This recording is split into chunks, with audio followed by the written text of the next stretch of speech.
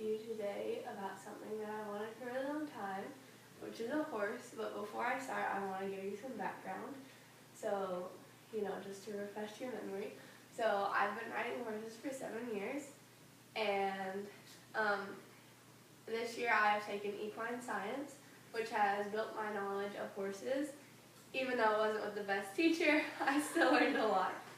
And I've also volunteered at the barn quite a bit this year, which has also increased my knowledge and my awareness of horses and certain illnesses that they have, like lameness, and I've built responsibility with that. And also I have accomplished levels 1 and 2 in the Certified Horsemanship Association. So that's a lot of knowledge that I've learned, and I hope to use it. And so I came to you today to talk to you about getting my own horse.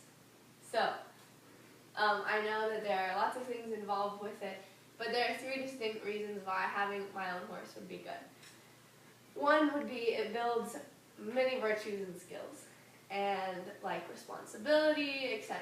And we won't have to work around LAC anymore, for certain things. We don't have to work around them and with them, and it will also keep me out of trouble. So, excuse me. My first one is virtues. So it builds many virtues and skills. You can ask anybody that owns a horse. I mean, it's so strong. So the first one is responsibility, which is a huge one. So horses, they can only take care of themselves to a certain extent, which is not very much at all. So they need us to help them, to feed them, water them, groom them, pick up after them, take them places, ride them, etc. So we have to meet their needs. So that builds responsibility because you have to know your horse and you have to be responsible enough to say, okay, how will I handle this situation? If I bring them in and they're limping, well, should I call the vet? Should I just diagnose it as lameness? What should I do? So my next virtue is trust. So horses, they are huge animals, and we can only trust them to certain extents. But it does build a lot of trust because you have to work with them, and you have to tell them what to do, and you have to trust them. If I'm picking up a horse's hoof, I have to trust them not to kick me, and to stand still and wait for me. And whenever you're on a horse, you have to trust them because, you're on them. You're not on the ground. They are everything you have. So that's a big one. And my next one is teamwork and leadership. And this is a huge one. So whenever you're on a horse, you have to be the leader because they're not human. They can't communicate with other people and everything. So you have to tell them what you want them to do because you're trying to accomplish a goal. Let's say I want to jump and jump. I have to, tell them that I want this. Use my aids. And so that's kind of leadership. But the teamwork plays in a role because I can't do everything. I wouldn't be able to do all that without them. So they kind of do that, and then they also tell me, how they're feeling. No, I don't want to jump this jump. So one example from my past is Truly because I would tell him to jump the jump, but sometimes he would refuse not to. Which leads me to my next point, which is confidence. So confidence is huge, and Kara has always told me that confidence is key when riding, and that if you don't have confidence, then your horse is just, they don't feel confident either. And so that's always been big because she's always told me too, if you can fake confidence because they need that confidence to do their job. And Truly, he was a big one. He needed confidence to go over a jump.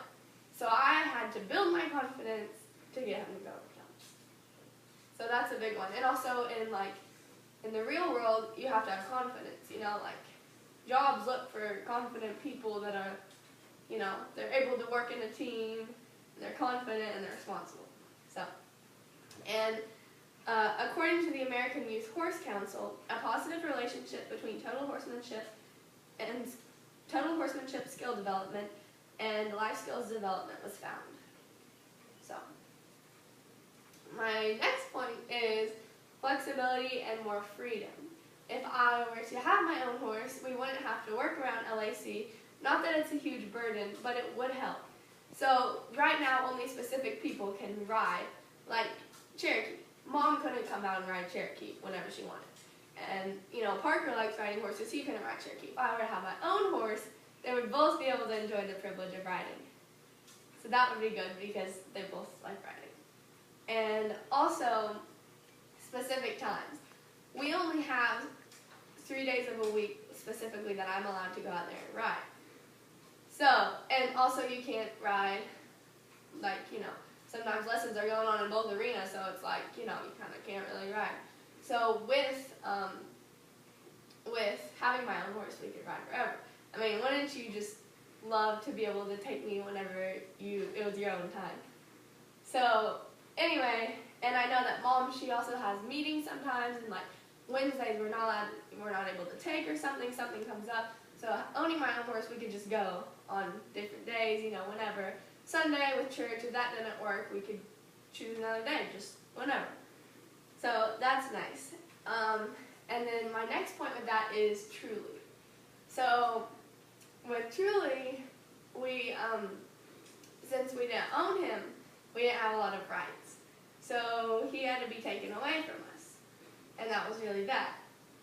And if we had our own horse, then we wouldn't have to worry about anything like that.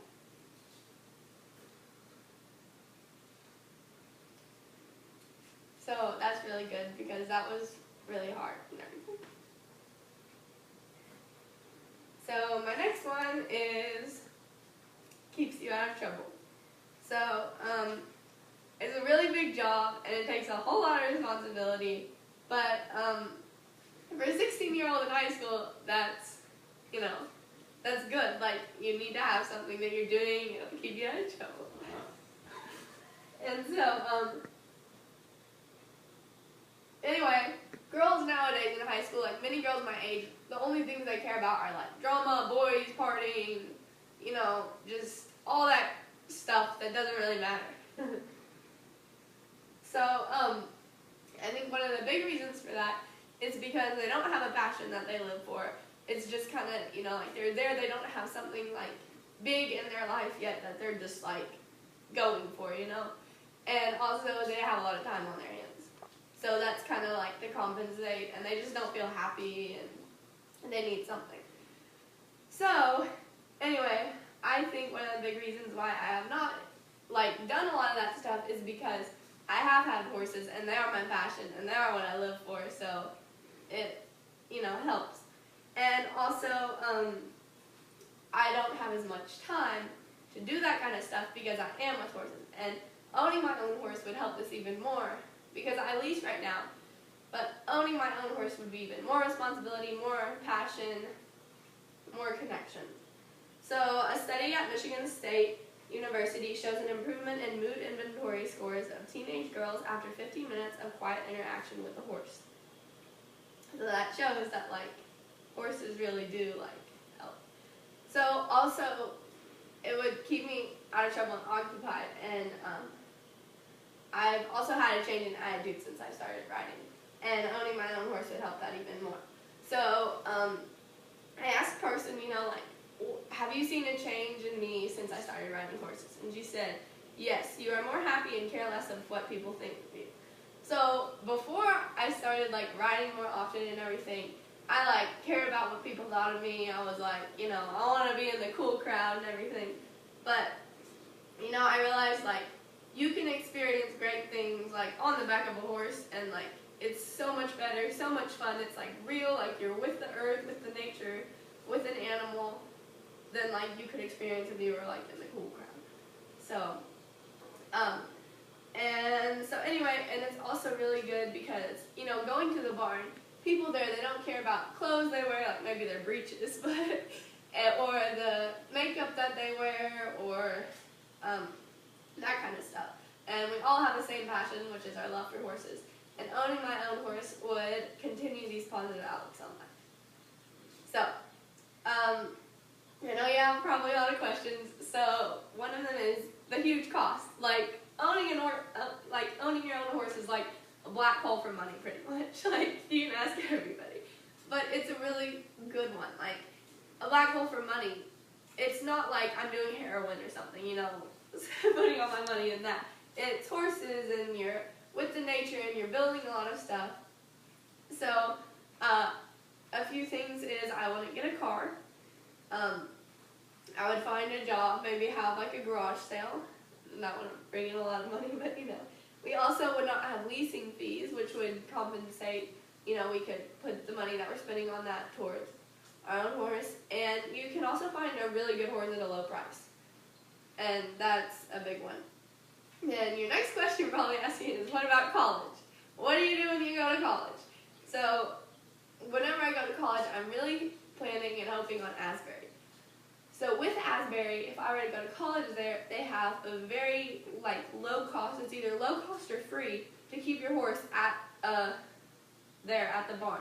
Because if you're majoring in like equine management or something, you can use your horse for research and stuff, and you can work with them to study and everything, and you can keep them at the stable there. There's an arena and paddock, and I mean, I would live on campus, so I would be right there and be able to take care of it. Okay, so overall, I know it's a lot to think about, but I really hope that you consider letting me own my own horse, and because of the 3 distinct reasons that it builds many virtues and skills that will be used in life, and we don't have to work around LAC, and because it keeps me out of trouble.